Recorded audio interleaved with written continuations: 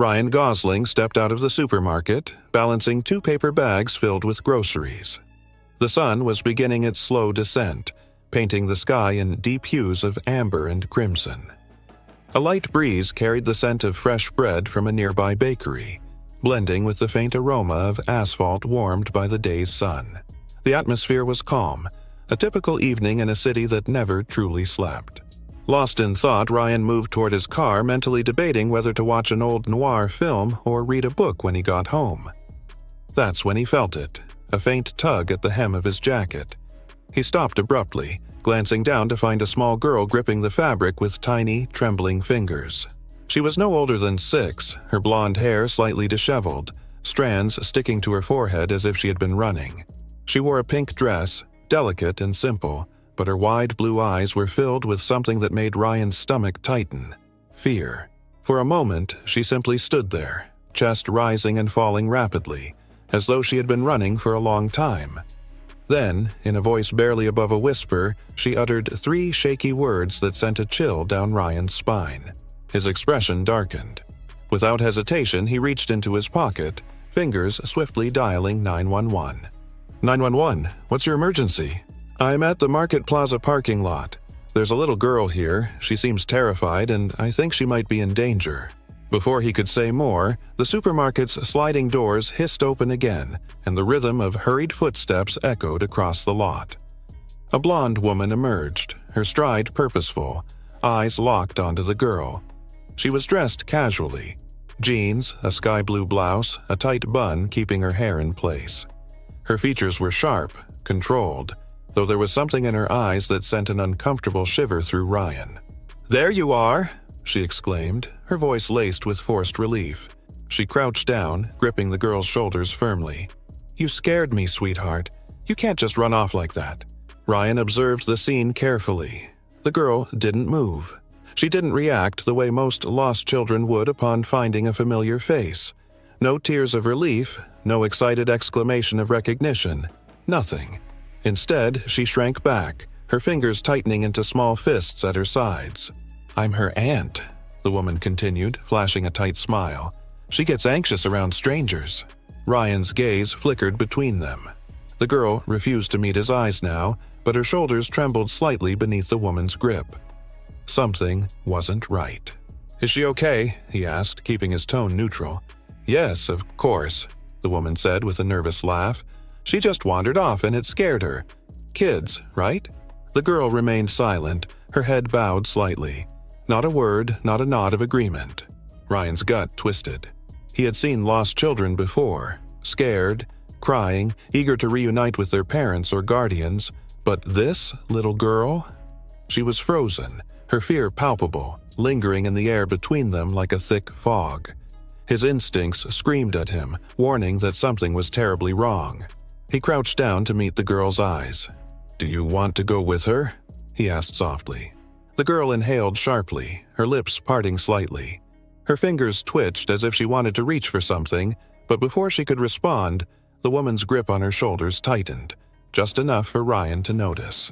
"Come on, sweetheart. Tell the nice man everything's fine," the woman cooed, though there was an underlying sharpness in her tone. The girl blinked rapidly, her breath hitching. Ryan's muscles tensed. He wasn't a police officer, but years in the industry had sharpened his ability to read people. He could tell when someone was lying, when someone was playing a role. And right now, this woman was putting on a show. "What's her name?" he asked suddenly. The woman blinked. Just a second's hesitation, but Ryan caught it. "Sophie," she answered quickly. Ryan's stomach dropped. The girl had never said a word since she approached him. Not once had she spoken her own name. How did this woman know? The woman noticed his change in demeanor. Her smile faltered just a fraction before she regained her composure. "Like I said, I'm her aunt. I think it's time for us to go now." She tugged on the girl's arm, but Ryan stepped forward, blocking her path. "If everything's fine, then there's no harm in waiting a few minutes for security to confirm." The woman's eyes darkened for the first time, her posture stiffening. "That won't be necessary," she said through gritted teeth. Ryan kept his stance firm. "I'd rather be sure." Silence hung between them, thick and unyielding. The woman's grip on Sophie's hand tightened again, her knuckles turning white. And then, just for a second, Sophie made her move. She took a small step toward Ryan. It was barely noticeable, just an inch closer to him, but it spoke volumes. A child in trouble may not always be able to scream for help, but they'll find a way to show you. And Sophie had just shown him. Ryan's jaw clenched. The woman must have sensed the shift because her smile disappeared completely. Her fingers curled around Sophie's wrist, pulling her back. "That's enough," she snapped, her voice losing its artificial warmth. "Let's go, now." Ryan didn't move. Instead, he slowly reached into his pocket and lifted his phone, making sure she saw the illuminated screen. "I already called the police," he said evenly. "They'll be here any minute." The woman froze. For the first time, genuine panic flickered across her face. Her grip on Sophie tightened again, and for a moment Ryan thought she might make a run for it. And then, without warning, she did. Yanking Sophie's arm, she turned on her heel and bolted toward the nearest row of parked cars, dragging the little girl behind her. Ryan reacted instantly. "Hey, stop her!" he shouted, but the evening bustle of the parking lot barely stirred. People turned, confused, unsure of what was happening. Without another thought, Ryan took off after them, his pulse hammering in his ears. He wasn't about to let her disappear, not with that terrified child in tow. The chase had just begun. Ryan's feet pounded against the pavement as he weaved between parked cars, his eyes locked on the fleeing woman. Sophie's small frame stumbled as the woman yanked her forward, desperation fueling every step. Ryan knew he had to act fast. If she reached the other side of the parking lot, she might vanish into the maze of city streets beyond. "Stop!" he called out again, but the woman didn't falter. Instead, she glanced over her shoulder, her eyes flashing with something between fury and panic. Her grip on Sophie tightened, dragging the little girl forward with renewed urgency. Ryan pushed himself harder, dodging a shopping cart someone had abandoned in his path. His heart thudded in his chest, adrenaline coursing through his veins. He wasn't a cop, but he wasn't about to let a kidnapper slip away. Sophie tripped, her small frame collapsing forward. The woman yanked her up roughly, frustration clear in the sharp movements of her hands. "Move!" she hissed under her breath, looking around wildly. Ryan closed the gap between them. "Let her go!" His voice was firm, commanding. The woman turned sharply, her teeth clenched in anger. She was cornered, and she knew it. For a split second, everything seemed to slow. The sounds of the bustling parking lot faded, leaving only the tense silence between them. Sophie's eyes darted to Ryan, wide and pleading. The woman's grip on her arm turned to steel, fingers digging into the child's skin. Ryan took a step closer, ready to intervene.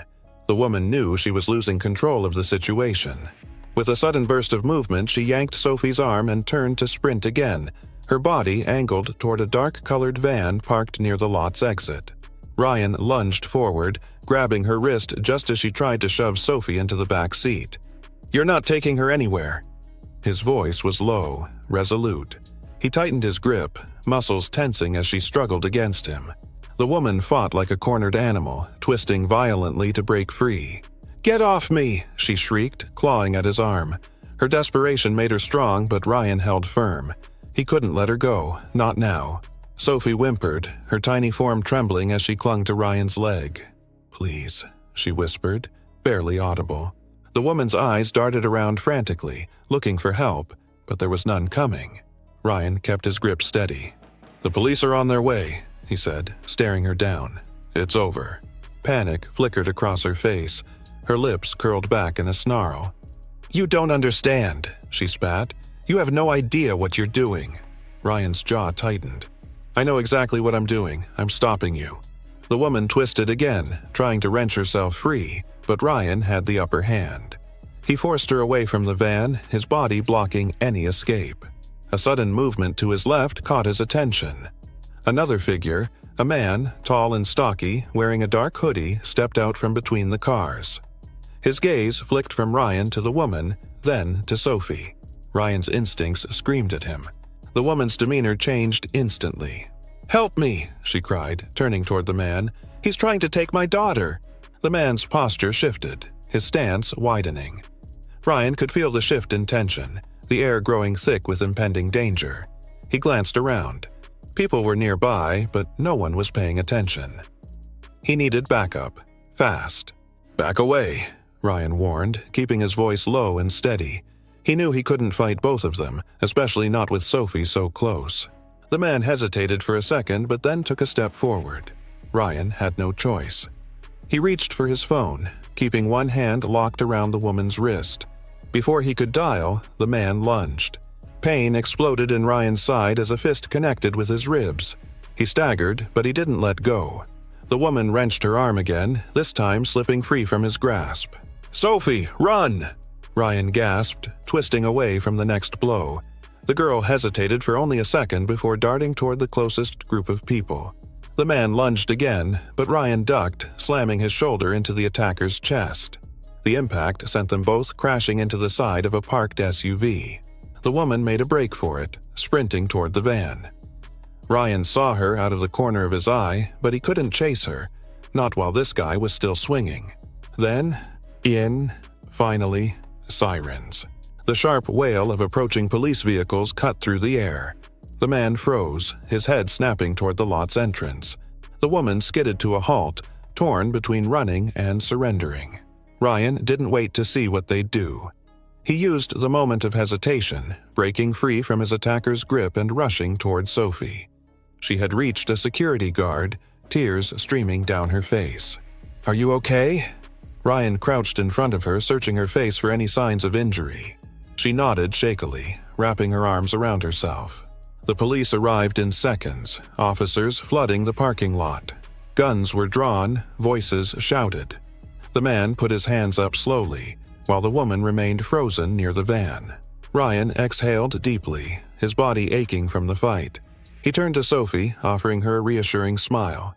"You're safe now." She looked at him with wide, tear-filled eyes. Then, without hesitation, she threw her arms around his neck. "Thank you," she whispered. Ryan hugged her back, his chest tightening. "Always." The officers swarmed in, taking control of the situation. The woman and her accomplice were quickly detained, their protests falling on deaf ears. One of the officers approached Ryan. "Sir, we're going to need a statement." Ryan nodded. "Of course." As he stood, he watched Sophie reunite with a frantic woman, her real mother, who had arrived moments after the police. The relief on her face was unmistakable. She clutched her daughter tightly, sobbing into her hair. Ryan felt an overwhelming sense of relief. He had made the right choice. And tonight, because of that choice, Sophie was going home. Ryan stood still for a moment, watching as the officers secured the scene. The woman and her accomplice were restrained, handcuffs clicking into place as they were led away toward the police cruisers. Their protests had faded into silence, replaced by the hum of official radio chatter and the murmurs of onlookers who had gathered nearby. Sophie was safe. That was the only thing that mattered. Ryan turned his gaze back to her and her mother, who knelt beside her daughter, running her hands over her, checking for any sign of injury. Sophie was still trembling, but her tiny hands were clutching her mother's shirt as if she never wanted to let go again.